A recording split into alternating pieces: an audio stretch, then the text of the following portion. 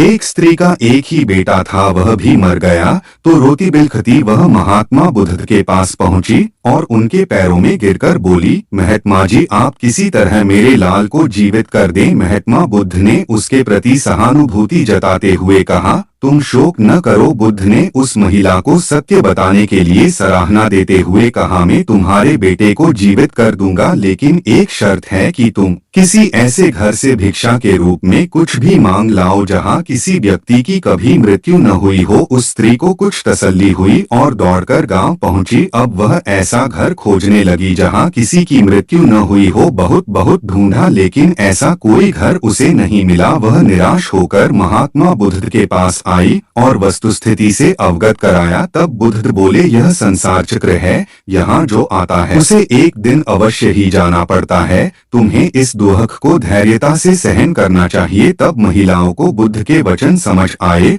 और उस महिला ने वस्तुस्थिति से अवगत कराया। तब बुद्ध बोले, यह संसार चक्र है, यहाँ जो आता है उसे एक दिन अवश्य ही जाना पड़ता है। तुम्हें इस दुख को धैर्यता से सहन करना चाहिए। तब महिला को बुद्ध के वचन समझ आए और उस महिला ने फिर बुद्ध से संन्यास लिया और मोक्ष की राह पर चलने लगी।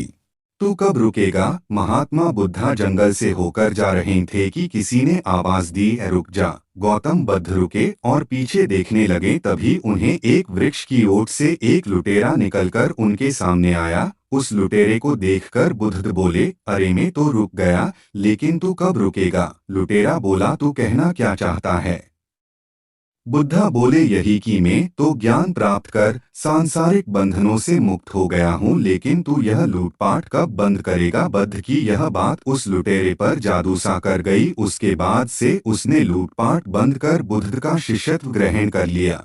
भगवान बुद्ध सद्विचारों का प्रचार करने के बाद राजगृह लौटे, लेकिन नगर में सन्नाटा था। उनके अनुयायी ने उन्हें बताया, भगवान, एक राक्षसी को बच्चों का मांस खाने की लत लग गई है।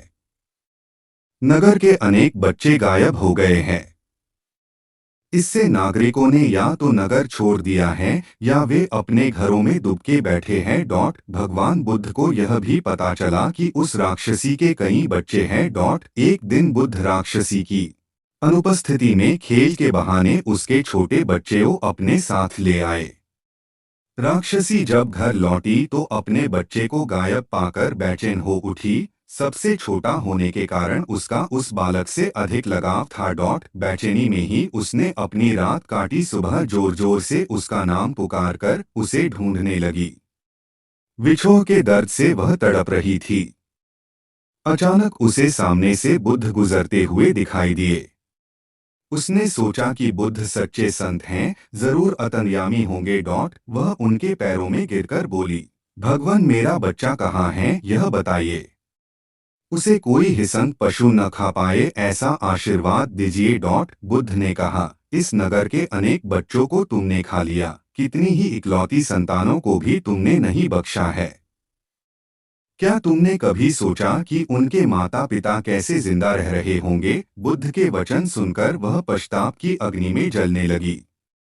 उसने संकल्प किया कि अब वह हिंसा नहीं करेगी। भगवान बुद्ध ने उसे समझाया कि वास्तविक सुख दूसरों को दुख देने या दूसरों का रक्त बहाने में नहीं, अपितु उन्हें सुख देने में है।